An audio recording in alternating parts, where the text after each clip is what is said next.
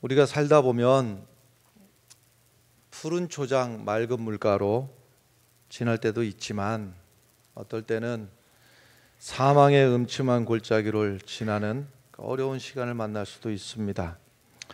오늘 로마서 8장 말씀을 통해서 사도 바울이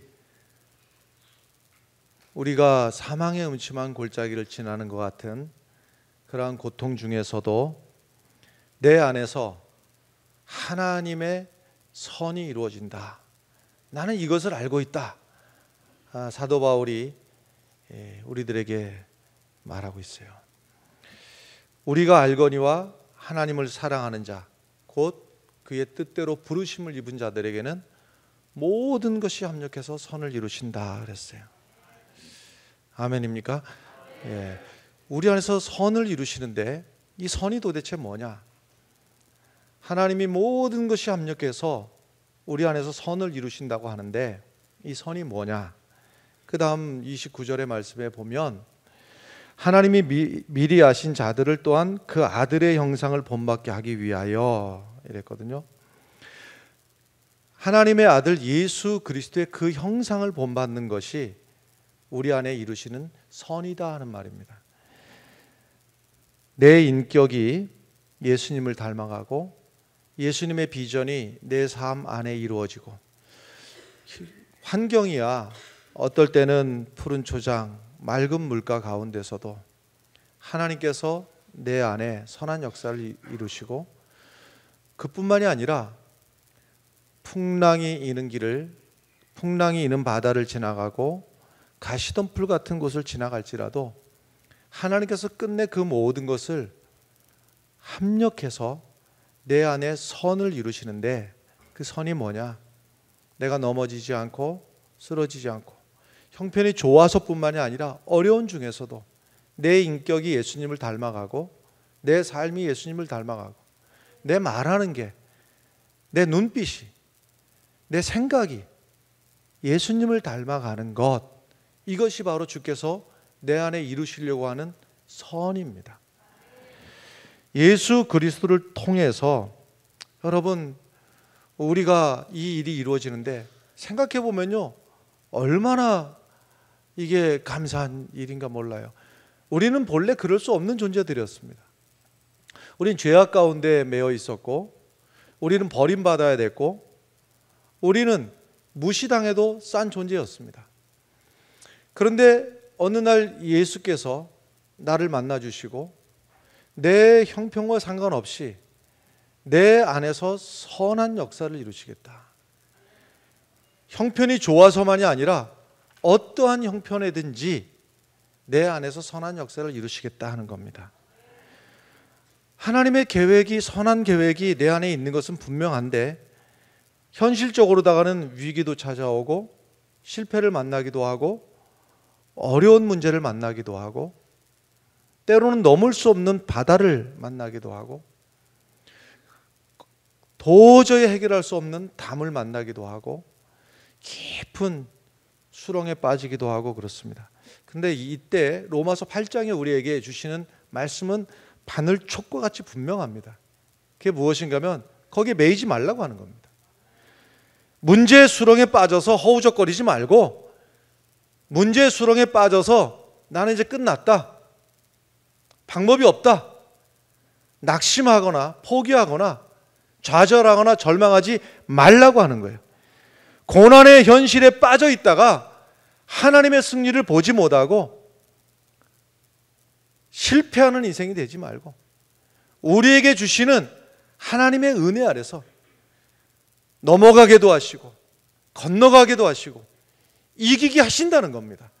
이 사실을 믿고 내 앞에 있는 이 문제 가운데 빠지지 말라고 하는 거예요. 매여 있지 말라고 하는 사실입니다. 오늘 말씀 가운데서 이 말씀을 여러분 성령의 도우심을 구하면서 내게 주시는 말씀으로 다 받으시길 바라요. 다시 말씀드리지만 우리가 알거니와 하나님을 사랑하는 자, 곧 그의 뜻대로 부르심을 입은 자들에게는, 바로 여러분들이 되기를 바라요. 하나님을 사랑하는 자, 그의 뜻대로 부르심을 입은 자들에게는 모든 것이 합력해서, 지금 내 인생에 왜 이런 문제가 생겼을까? 내 팔자는 왜 이런가? 바로 그것까지도 하나님께서는 합력해서 선을 이루어 가신다는 사실을 믿으시길 바라요. 오늘 바울이 5번의 질문을 하면서 5번이지만은 5가지라고 할 수도 있고 한 가지 질문을 5번 반복한다 볼 수도 있고 그렇습니다. 어쨌든 5번 질문을 하면서 스스로 질문하고 답하고 질문하고 답하고 하면서 우리가 수렁에 빠져서 허우적거릴 때 아니다. 그럴 수가 없다. 우리가 그런 존재가 아니다. 오늘 바울의 입을 통해서 주시는 하나님의 말씀을 믿음으로 받으시길 바라요. 그 첫 번째 질문이 무엇인가 하면 31절입니다. 31절 말씀을 우리 함께 읽으시면 좋겠습니다. 그런즉 이 일에 대하여 우리가 무슨 말하리요? 만일 하나님이 누가 우리를 대적하여? 만일 하나님이 우리를 위하시면 누가 우리를 대적하겠느냐? 지금 내 앞에 도저히 해결할 수 없을 것 같은 문제가 나를 짓누르고 있는 것 같지만 한번 생각해 보자는 거예요. 하나님이 우리를 위하시면 누가 우리를 대적하겠느냐? 그 문제가 나를 망가뜨리겠는가? 내가 그 문제에 매여 있을 수가 있는가라는 거예요.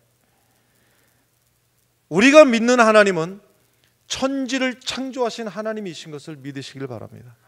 그분이 홍해를 가르셨다면 오늘 내 삶에서도 홍해 같은 문제를 갈라주실 것이고, 바울과 실라가 옥에 갇혀서 기도하던 중에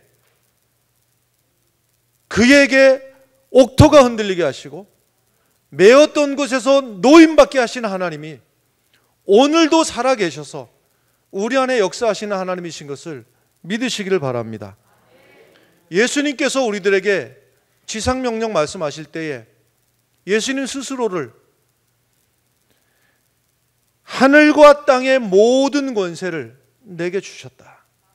하나님께서 아들 예수 그리스도에게 하늘과 땅의 모든 권세를 내게 주셨다 하시고서는 그러므로 너희는 가서 모든 족속으로 제자를 삼아 아버지 아들과 성령의 이름으로 이렇게 되잖아요. 우리가 믿는 그 예수님이 어떤 예수님이냐? 하늘과 땅의 모든 권세를 가지신 예수님께서 만일 우리를 위하신다면 우리가 무엇을 두려워하고 누가 우리를 대적하겠는가? 이 물음 앞에 우리도 믿음으로 대답해야 됩니다. 누가 우리를 대적하겠는가? 믿음으로 응답하시기 바라요. 없다. 어떠한 문제도 어떠한 수렁도 내가 거의 매어 있을 수가 없다. 할렐루야. 마틴 루터가 종교개혁을 일으켰죠. 우리는 시대적으로다가 상당한 차이가 있고 어찌 보면은 그저 남 얘기하듯이 마틴 루터가 개혁을 했다 하면은 이렇게 지나가면 되지만 그 당시로 마틴 루터 입장으로 돌아가 보면 이거는 도저히 이길 수 없는 싸움이었습니다. 이 중세 기독교라고 하는 것이 도저히 무너질 것 같지 않은 엄청난 권력이었고 그들 앞에 종교 개혁을 말한다고 하는 것은 계란으로 바위를 친다는 표현이 이때 딱 맞을 겁니다. 그러니 불가능할 것 같고 좌절이 찾아오고 포기하고 싶고 어디 숨어버리고 싶고 이럴 때에 루터의 친구이기도 하고 후배이기도 했던 멜랑키톤이 루터에게 편지를 보냅니다.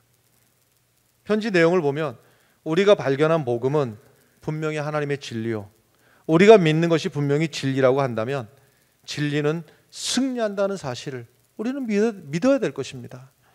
그리고 그 편지의 말미에 바로 이 말씀을, 하나님이 우리를 위하시면 누가 우리를 대적하리요? 우리를 사랑하시는 예수 그리스도 안에서 우리가 넉넉히 이기느니라. 할렐루야. 여러분, 이 세상의 문제 때문에 우리는 걱정할 수밖에 없는 존재들입니다. 그러나 여러분, 그것을 주관하시는 분도 하나님이시고 내 발걸음을 인도하실 분도 하나님이시고 문제가 물러가든지 문제를 넘어설 수 있는 힘을 내게 주시든지 하나님께서 우리를 버려두지 않으실 것입니다. 두 번째 질문을 바울이 하고 있는데요, 32절입니다. 32절 말씀도 함께 읽어보겠습니다. 자기 아들을 아끼지 아니하시고 우리 모든 사람을 위하여 내주신 이가 어찌 그 아들과 함께 모든 것을 우리에게 주시지 아니하겠느냐. 여러분, 우리가 자식 키우다 보면 저 자식이 아파하는 거 내가 대신 아플 수만 있다면 기꺼이 내가 대신 아파주겠다. 내 자식이 죽을 수밖에 없는 상황에 있다면 내가 대신 아파주겠다.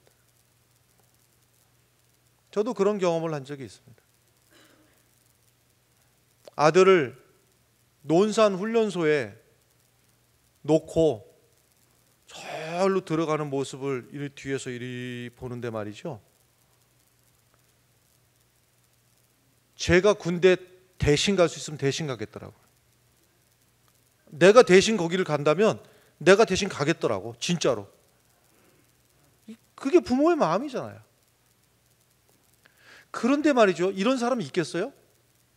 내가 무엇인가 꼭 이루어야 되겠는데, 계획한 것을 이루어야 되겠는데 내 자식을 팔아서라도, 내 자식을 실패하게 하고 죽여서라도 내가 요것만큼은 꼭 이루어야 되겠다. 그럴 수가 있습니까? 없죠. 근데 그런 일이 일어난 겁니다.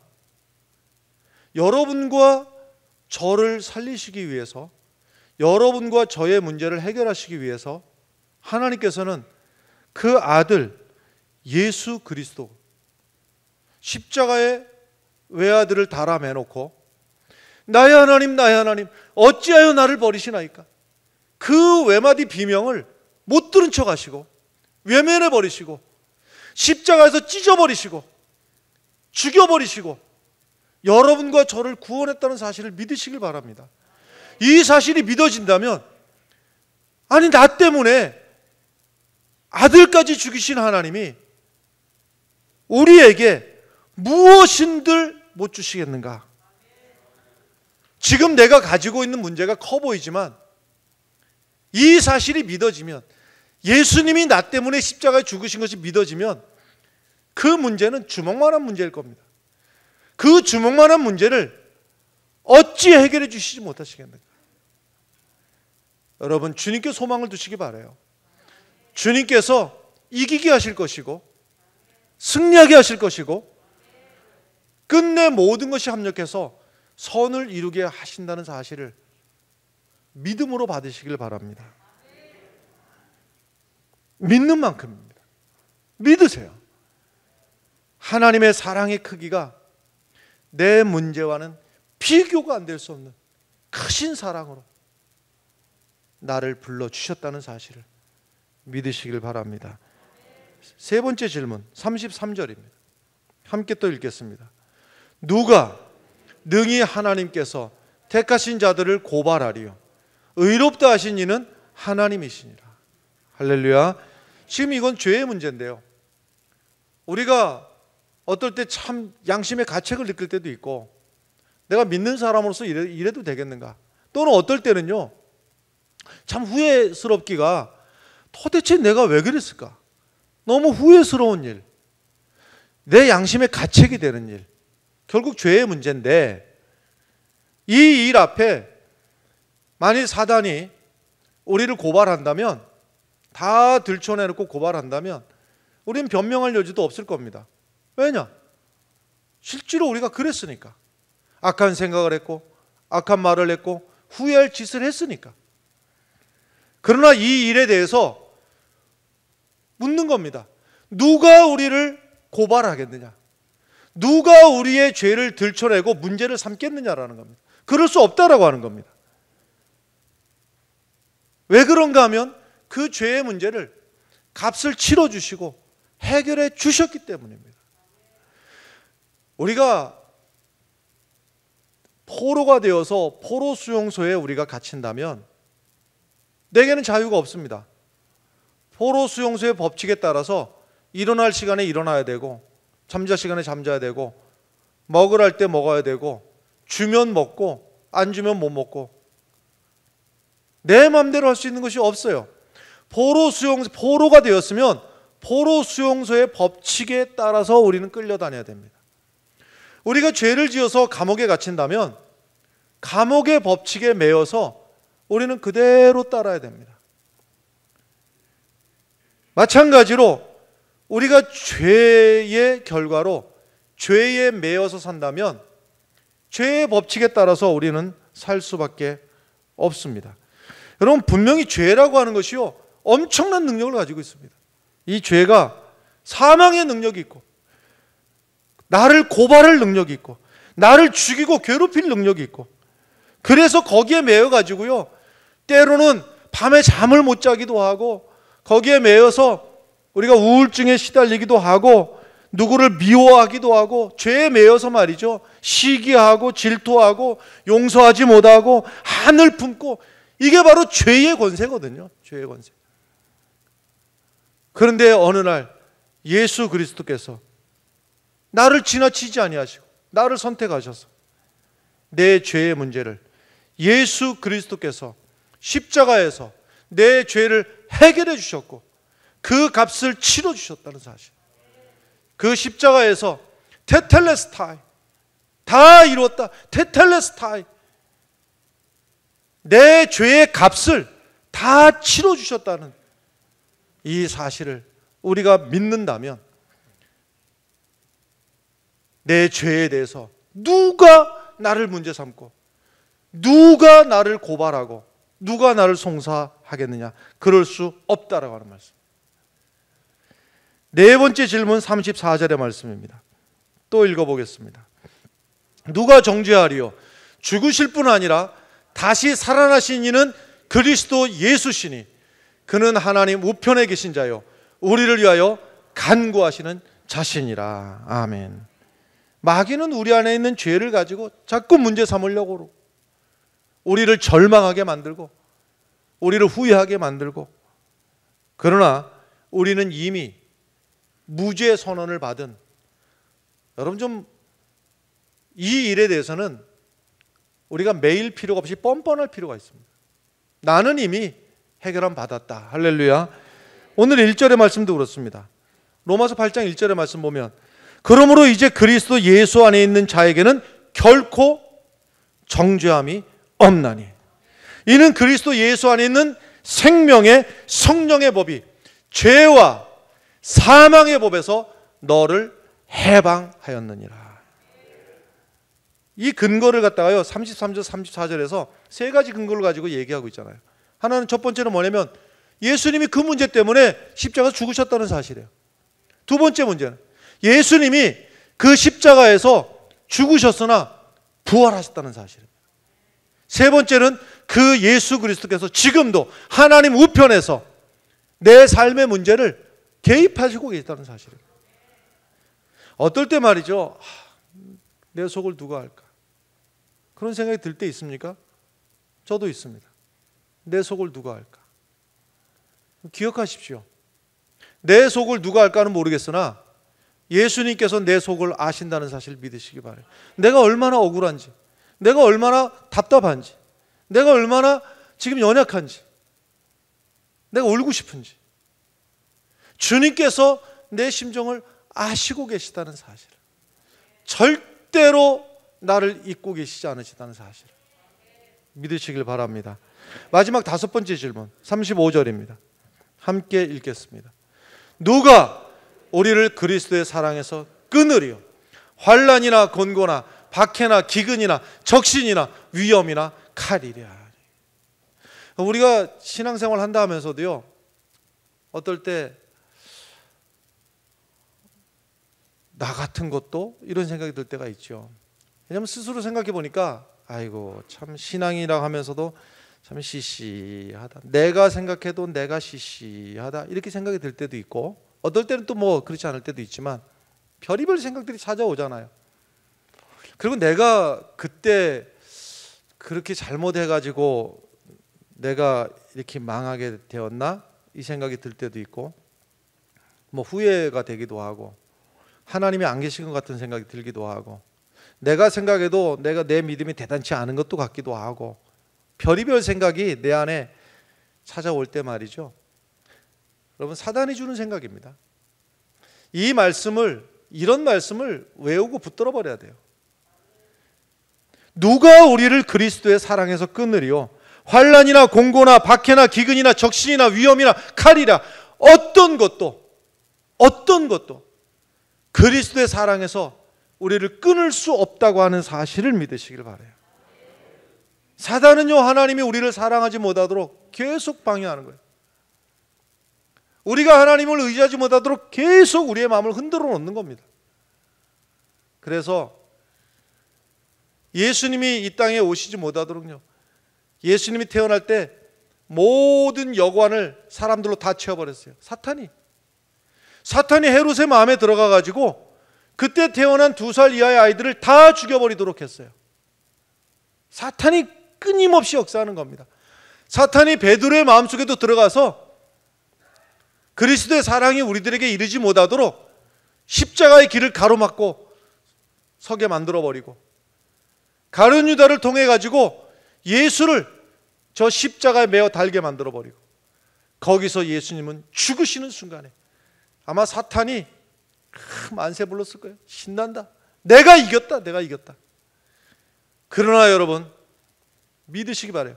예수 그리스도가 십자가에 계시지 아니하시고 무덤에 계시지 아니하시고 사망 권세를 이기시고 부활하셨다는 사실을 믿으시길 바라요.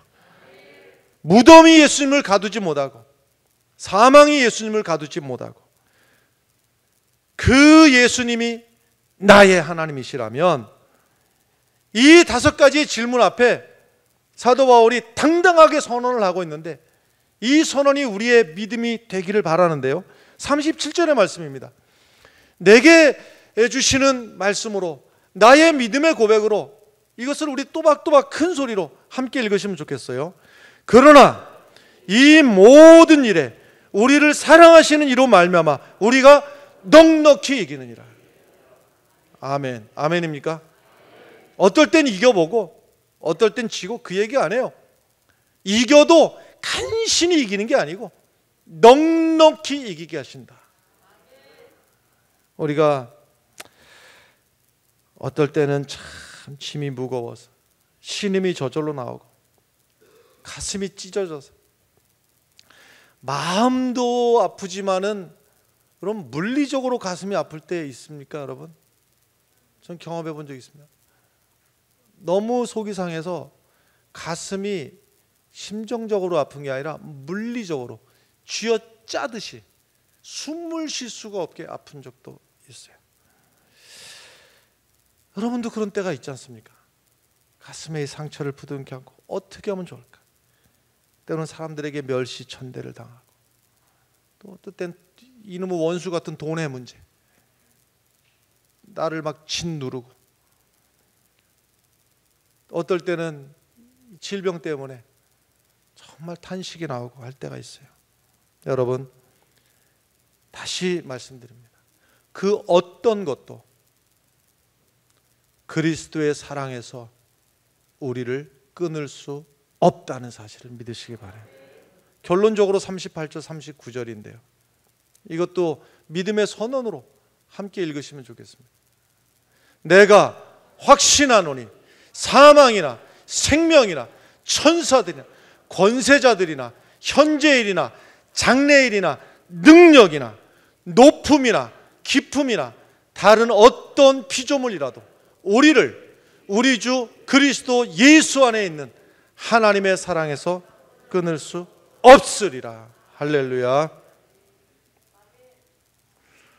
정현이라는 분이 쓴 내 잔이 넘치나이다라는 이 책에 보면 맹의순이라고 하는 한 신학생, 신학도 이야기가 나오는데요, 이 맹의순이라고 하는 학생이 평양 장대현 교회의 맹관호 장로님의 둘째 아들이었습니다.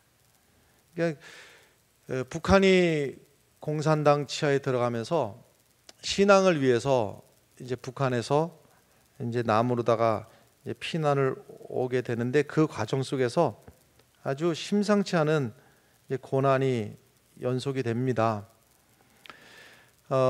맹의순의 형, 그러니까는 아버지 장대현 교회 맹관호 장로님의 큰아들이죠.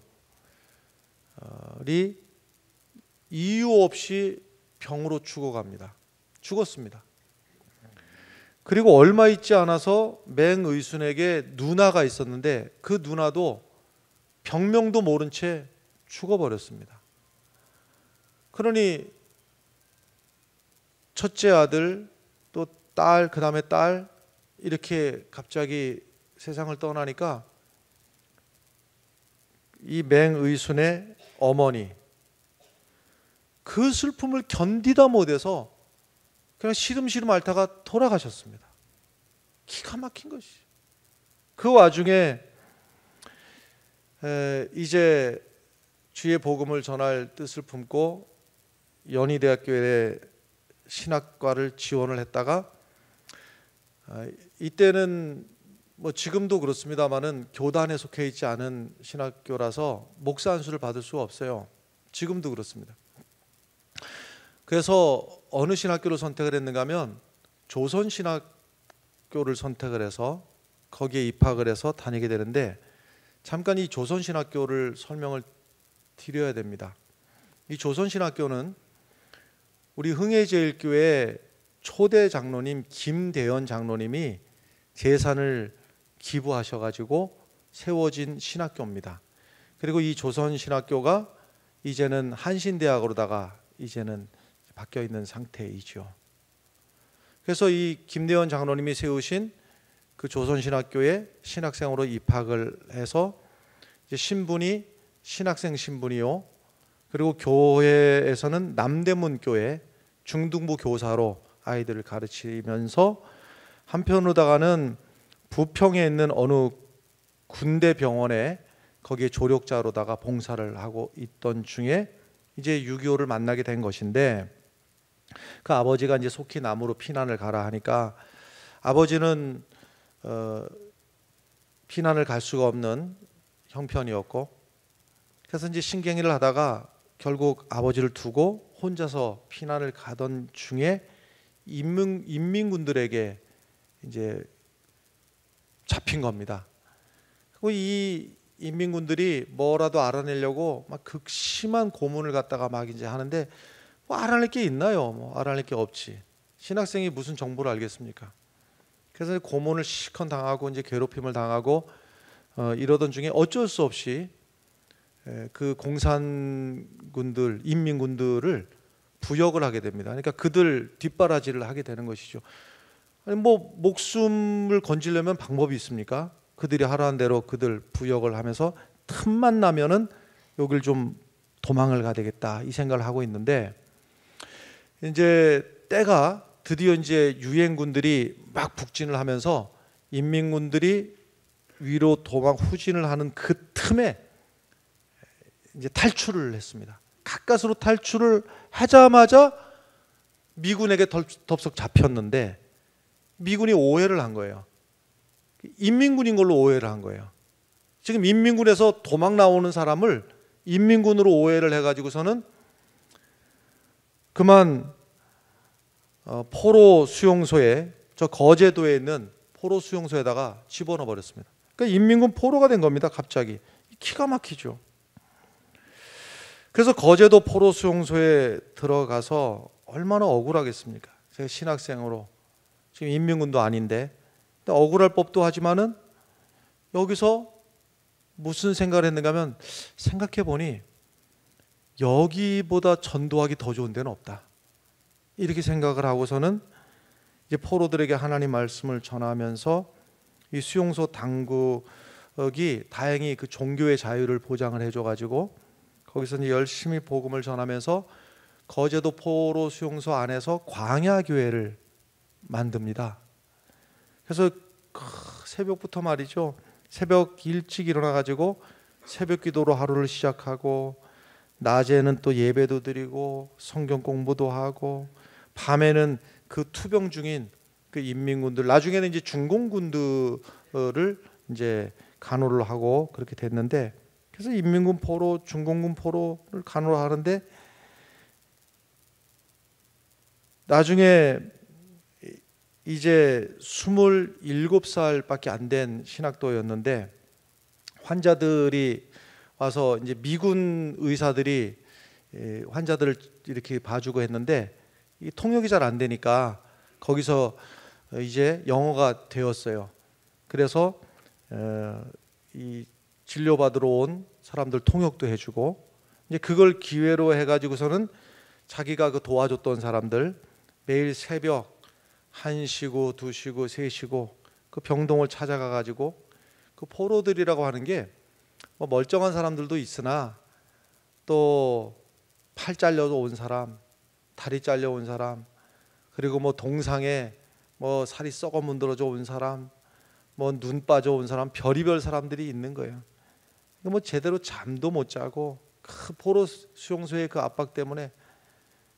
그래서 이들에게 와가지고서는요 이제 부드러운 찬양을 해주고, 또 당시에 수건을 구하기가 이렇게 힘든 상황이었다고 그러는데 수건을 몇 개 어떻게 구해가지고 그걸 깨끗하게 빨아가지고 말이죠, 늘 똑같았다고 그래요. 한 손에는 성경, 한 손에는 물통 들고 와가지고 그 깨끗하게 빠른 수건으로다가 잘 이제 닦아주는데, 그래서 결국 마지막에는요, 마지막 환자를 돌보고 그리고서 시편 23편을 쭉 읊조리고 그러다가 마지막 내 잔이 넘치나이다 하고서는 쓰러졌는데 그게 마지막이었어요. 마지막 유엔군의 의사가 와서 데리고 갔지만 그는 끝내 거기서 죽고 말았습니다.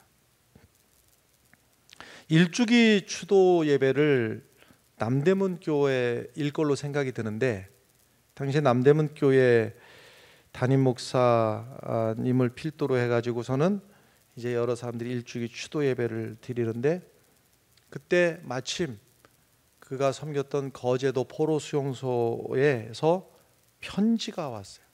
이 편지가 한쪽에는 중국어로다가 되어 있는데 그것이 또 다행히 번역이 된 게 또 하나가 옆에 있었고, 그래가지고 이 편지를 추도식 때 읽게 되는데 뭐 이런 내용들입니다. 굉장히 길지만은 짧게 말씀드리면, 그분은 움직이지 못하는 환우들을 골고루 만져주고, 이 맹의순에게 은혜를 입었던 중공군들이 쓴 편지예요. 그분은 맹의순, 그분은 움직이지 못하는 환우들을 골고루 만져주고 주물러 주면서 기도해 주셨습니다. 우리는 그분의 말을 알아듣지 못했지만 그의 기도를 듣고 있으면 고통으로 잠 못 이루던 사람도 편안한 잠이 들었습니다. 그분은 항상 우리들의 얼굴을 씻어주고 손을 닦아주고 발도 씻어주었습니다. 넉넉지 않은 수건을 언제나 깨끗이 빨아서 갖고 다니면서 언제나 우리를 씻어주셨습니다. 선생님 손에는 신비한 힘이 있습니다. 그래서 우리는 염치 없지만 한 번만 더 하면서 선생님이 우리를 씻겨주시는 것을 바랬습니다. 더러운 몸을 씻어주시면서도 그분은 노래하셨습니다. 눈을 감고 들으면 하늘의 천사가 노래하는 소리 같았습니다. 우리는 선생님에게서 사랑의 신이 계시다는 것을 우리는 보고 깨닫고 알게 되었습니다. 선생님은 마지막 환자를 씻기시고 중국말로 여호와는 나의 목자시니 내게 부족함이 없으리로다. 그가 나를 푸른 초장에 누이시며 쉴 만한 물가로 인도하시도다. 내가 여호와의 집에 영원히 거하려다. 그렇게 다 외우신 다음에 그분이 다시 한번 말씀하셨습니다. 주여 내 잔이 넘치나이다. 그러면 우리 모두는 함께 따라 외쳤습니다. 주여 내 잔이 넘치나이다 하면 모두가 주여 내 잔이 넘치나이다, 주여 내 잔이 넘치나이다 하면 모두가 주여 내 잔이 넘치나이다. 선생님은 마지막 환자를 씻기시고 물통을 들고 일어서시다가 바닥에 쓰러지셨습니다. 의사들이 달려와서 그분을 모시고 갔습니다. 우리들은 선생님이 믿었던 예수님께 간절히 기도했지만 날이 밝아서 하나님이 데려가셨다는 사실을 듣고 우리 모두는 통곡했습니다. 하지만 맹 선생님을 만나기 위해서는 우리 모두 예수 안에 있어야 하겠다고 결심했습니다. 맹 선생님은 지금 예수 안에 있겠지만 우리는 지금 통곡하고 있습니다. 거제도 포로 수용소에서 중공군 병동 환자 1동. 여러분, 전쟁이라고 하는 그 비극, 억울하게 포로 수용소에 갇힌 분노, 환자들을 돌봐야 되는 수고, 별로 감사할 제목이 없음에도 불구하고 내 잔이 넘치나이다. 이 고백이 여러분과 저의 고백이 되기를 간절히 바랍니다.